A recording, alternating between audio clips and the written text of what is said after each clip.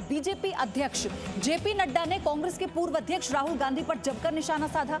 नड्डा ने राहुल गांधी को नाकामी का राजकुमार कहा। उन्होंने आरोप लगाया कि राहुल और उनकी मां सोनिया गांधी ने चीन के लोगों से पैसे लिए हैं। उन्होंने कहा कि राहुल फर्जी खबरें फैला रहे हैं।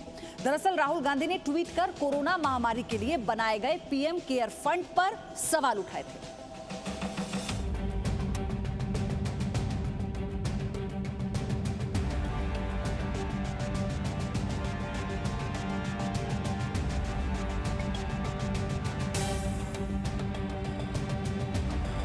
अमेरिका के अखबार में छपी खबर को आधार बनाकर बीजेपी को बदनाम करने की नाकाम कोशिश के बाद राहुल गांधी ने एक और पासा फेंका है, लेकिन ये चाल भी उल्टी पड़ती दिख रही है। बीजेपी पर फेसबुक और व्हाट्सएप के जरिए दुष्प्रचार फैलाने के आरोप के बाद राहुल गांधी ने एक और अखबार की खबर के जरिए निशाना साधा, लेकिन इस बार निशाना पीएमओ पर था। राहुल गांधी ने एक अखबार की खबर को ट्वीट किया था जिसमें लिखा कि प्रधानमंत्री कार्यालय ने पीएम केयर से संबंधित आरटीआई का जवाब देने से मना कर दिया। अखबार की खबर शेयर करते हुए राहुल गांधी ने लिखा, PM CARES for right to improbity, यानी बेईमानी के अधिकार के लिए पीएम केयर्स। राहुल गांधी के आरोपों पर करारा जवाब बीजेपी अध्यक्ष जेपी नड्डा ने दिया। जेपी नड्डा ने गांधी परिवार पर चीन से पैसे लेने का आरोप लगाया। जेपी नड्डा ने ट्वीट कर वार किया, आपके परिवार की संदिग्ध विरासत पीएमएनआरएफ में स्थायी पद पाने और फिर फंड का पैसा अपने परिवार के ट्रस्ट में डाइवर्ट करना है। आप और आपकी मां ने राष्ट्रीय हित को चोट पहुंचाने के लिए चीन से पैसे लिए। क्या कोई इससे भी नीचे गिर सकता है? इससे पहले भी बीजेपी यूपी के शासन के दौरान प्रधानमंत्री राहत कोष का पैसा राजीव गांधी फाउंडेशन में डाइवर्ट करने का आरोप लगा चुकी है। साल 2017 में राहुल गांधी के चीन के राजदूत से मुलाकात पर भी काफी विवाद हुआ था। राहुल गांधी पर निशाना साधते हुए बीजेपी अध्यक्ष जेपी नड्डा ने कहा कि पूरे देश को पीएम और उनकी पहल पर पूरा भरोसा है।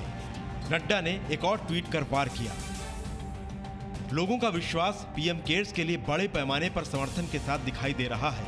एक हारे हुए इंसान होने के नाते आप सिर्फ फेक न्यूज ही फैला सकते हैं, वहीं पूरा देश कोरोना के खिलाफ लड़ाई में एक साथ है। जेपी नड्डा ने राहुल गांधी की क्षमता पर सवाल उठाते हुए लिखा कि दरअसल अखबार में छपा आर्टिकल पीएम केयर्स के बारे में है ही नहीं। जेपी नड्डा ने ट्वीट किया, ऐसा तब होता है जब अक्षमता के राजकुमार बिना पढ़े किसी आर्टिकल को साझा करते हैं। यह आरटीआई एक दूसरे आरटीआई के बारे में जानने के लिए फाइल की गई थी। स्वाभाविक है कि आपका करियर केवल फर्जी खबरें फैलाने पर आधारित है। वहीं बीजेपी अध्यक्ष जेपी नड्डा के ट्वीट पर कांग्रेस प्रवक्ता रणदीप सुरजेवाला ने भी जवाब दिया, प्रिय नड्डा जी, कृपया चिढ़े नहीं, बस मोदी जी से पीएम केयर्स में प्राप्त लगभग 10,000 करोड़ रुपए पर जानकारी प्रदान करने के लिए कहें। सभी दानदाताओं के नाम चीनी कंपनियों सहित और खर्च के नाम दें। सीएजी द्वारा ऑडिट कराएं। कारण और पारदर्शिता समाधान है, क्रोध और जलन नहीं। पीएम केयर्स पर सवाल उठाने वाले राहुल गांधी के ट्वीट की टाइमिंग भी सोची समझी लगती है। पीएम केयर्स फंड के खिलाफ दायर याचिका पर सुप्रीम कोर्ट आज फैसला सुनाएगा। याचिका में पीएम केयर्स फंड में जमा हुए पैसे को राष्ट्रीय आपदा कोष एनडीआरएफ में ट्रांसफर करने की मांग की गई है। ब्यूरो रिपोर्ट, जी मीडिया। रवि त्रिपाठी मेरे सहयोगी हमारे साथ है, महेश गुप्ता मेरे सहयोगी हमारे साथ है। रवि, मैं आपके पास आऊं, पहले महेश आपसे ये जानना है क्योंकि इस पर फैसला सुरक्षित रखा गया था, आज इस पर फैसला आना है। देखिए, सही 10:30 बजे सुप्रीम कोर्ट में फैसला सुनाएगा और इशू यही है कि कितने लोग इससे जुड़े हुए हैं, कितने लोगों का इस पर विश्वास है। इशू ये नहीं है, इशू कानूनी है कि क्या जो हम कहते हैं कि आपदा प्रबंधन कानून है, क्या उसके तहत कोई ऐसा प्रोविजन है कि जिसमें जो है सरकार कोई अपना केयर फंड या एक राहत कोष बना सके पीएम के नाम पे, और जिसके मंत्री भी जो हैं वो उसके अंदर ट्रस्टी होते हैं। तो इशू सबसे बड़ा ये है कि इसके अंदर की कहा गया है कि अगर ये इसमें जो भी पैसा है गलत है, क्योंकि कोई ऐसा प्रोविजन कानून में नहीं है। क्योंकि जब भी कोई आपदा का समय आता है तो आपदा प्रबंधन कानून के तहत सारी एक्टिविटी होती है, सारी गतिविधियां होती हैं, और उसी आपदा प्रबंधन कानून का नाम लेकर जो है राहत दी जाती है। राहत कोष में बजट की बकायदा एलोकेशन होती है, बजट सरकारी पैसा आता है। लेकिन ये पीएम केयर फंड से है, ठीक है, इसमें जनता पैसा दे रही है। उनकी मांग ये है कि इसके अंदर जो है ये कोई प्रोविजन नहीं है हमारे कानून में कि ऐसा कोई फंड बने। नंबर 2, इसमें जो भी पैसा आ रहा है उसके जो है ऑडिट होना चाहिए, जनता को पता होना चाहिए। क्योंकि इसके अंदर ये भी है कि जो प्राइवेट सेक्टर के लोग हैं, कॉर्पोरेट बड़े बड़े ग्रुप हैं, उद्योगपति घराने हैं, वहां से भी पैसा आ रहा है। तो कहा गया कि जो राष्ट्रीय आपदा राहत कोष है या राज्य आपदा राहत कोष है, उसके अंदर कहीं पर भी कोई भारी पैसा नहीं आता है। लेकिन यहाँ पर जो है बड़े बड़े उद्योगपतियों का भी पैसा आ रहा है। तो साफ जाहिर सी बात है कि उद्योगपति जब सरकार के किसी फंड में कोई अपने हिस्सेदारी निभाते हैं तो कुछ ना कुछ वो हासिल करना भी चाहते हैं। तो कुल मिलाकर इशू इसमें ये नहीं है कि कितने लोगों ने पैसा दिया, उनका क्या विश्वास है क्या विश्वास नहीं है। इशू सिर्फ यहाँ पे कानून का है कि क्या हमारे यहाँ पे जो राहत के नाम पे कोष बनाया जा रहा है वो जायज है। और आपने जो बात कही कि हालांकि हर राज्य सरकार का अपना एक आपदा कोष होता है जिसमें अगर किसी भी तरह की प्राकृतिक आपदा आए तो उससे फौरन राहत पहुंचाई जाए, लेकिन क्या पीएम केयर्स फंड नाम देना सही है? क्या ऐसा कोई प्रावधान है? इस पर आज फैसला होगा। जो बातें मेरे सहयोगी आपको बता रहे थे रवि, लेकिन राजनीति तो शुरू से हुई ना। जब से पीएम केयर्स फंड की शुरुआत हुई, जब से लोगों ने इसमें पैसा देना शुरू किया, तभी से कांग्रेस पार्टी इस पर सवाल उठा रही थी।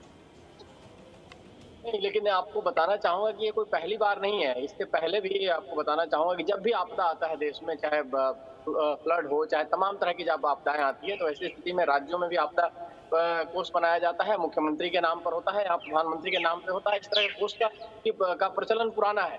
इस बार इसका प्रधानमंत्री केयर फंड और कोरोना के दौर में दिया गया है, जिस पर राहुल गांधी सवाल खड़े कर रहे हैं। बेसिकली कोशिश ये है राहुल गांधी की किसी तरह से प्रधानमंत्री कार्यालय को और प्रधानमंत्री को करप्ट बता दिया जाए। आप देखिए कि 2019 का पूरा चुनाव उन्होंने राफेल में प्रधानमंत्री चोर है का नारा देकर किया और प्रधानमंत्री को करप्ट साबित करने के चक्कर में वो बोफोर्स मामले को भी कवर करप्शन उन्होंने मान लिया, जो कि अभी तक करप्शन कांग्रेस ने नहीं माना था।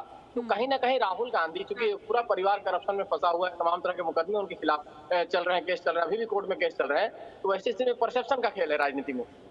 राहुल गांधी एंड परिवार को पूरी तरह से करप्ट बताया जाता है बीजेपी की तरफ से, प्रधानमंत्री की तरफ से, बीजेपी की तरफ से लगातार। तो राहुल गांधी भी इसी कोशिश में जुटे हैं कि किसी तरह किसी बहाने प्रधानमंत्री पर भी आरोप लगे कि उन्होंने भी करप्शन किया है, उनके समय में भी करप्शन हुआ है। तो तब होता ना, विपक्ष होने के नाते, रवि विपक्षी पार्टी होने के नाते आप सवाल उठाइए तो आपका अधिकार बनता है, लेकिन आप पर जो सवाल उठते हैं पहले उनकी सफाई तो दीजिए। जब आप पर सवाल उठे कि आपने चीन से पैसा लिया है, वो सबूत आए, वो दस्तावेज आए, वो तस्वीरें आई, उस पर आप चुप थे, लेकिन आप सरकार से सवाल पूछ रहे हैं, तो आपको बैलेंस करना होगा। धन्यवाद आपका रवि, सारी जानकारी के लिए। महेश, आपका भी बहुत बहुत शुक्रिया। आपसे आगे अपडेट हम लेते रहेंगे। Presenting B News app available on Google Play and App Store. Download it now.